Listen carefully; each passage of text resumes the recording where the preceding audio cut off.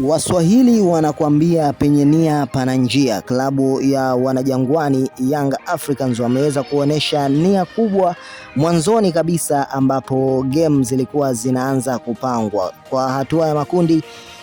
Mechi ile ya ufunguzi kati ya Yanga pamoja na timu ya FAR Rabat imeweza kutimia na klabu ya Yanga imeibuka kuwa mshindi wa pointi 3 za muhimu. Kinachosubiriwa ni mechi ya ugenini, ambapo Yanga Afrika pia matumaini na malengo makubwa, lakini nia kubwa ni kutaka kuwatandika pia Rabat mpaka huko nyumbani kwao. Sasa maneno yamekuwa ni mengi sana, wachambuzi wengi wa soka bongo walikuwa wakizungumza kwa namna tofauti tofauti, ikiashiria asilimia kubwa kutoamini kwamba Yanga pengine wanaweza wakatoboa katika hatua ile ya makundi. Kumbukwe wako na wababe wa soka kutokea barani Afrika wakiwemo Al Ahly.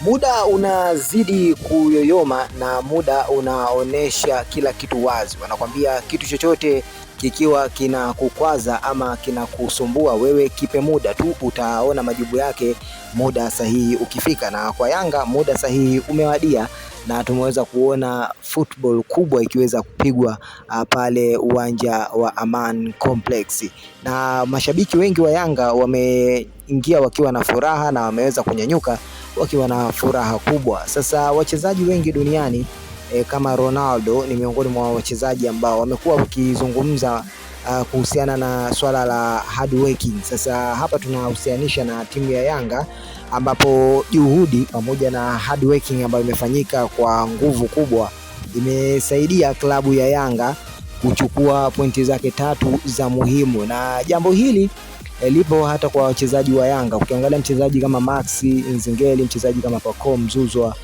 wachezaji kama vile Juke Abuya pamoja na wengineo wengi wamekuwa wakidumu katika hali ya kujituma kweli kweli wanapokuwa mazoezini na kufuata maelekezo ya makocha pale ambapo wanakuwa wakielekezwa, na hii imewafanya wao wazidi kuwa vinara katika ligi ya nyumbani Tanzania, lakini hata hivyo pia kupambana zaidi na kuonyesha ukubwa wao ligi za nje ya Tanzania, ikimaanisha katika bara la Afrika.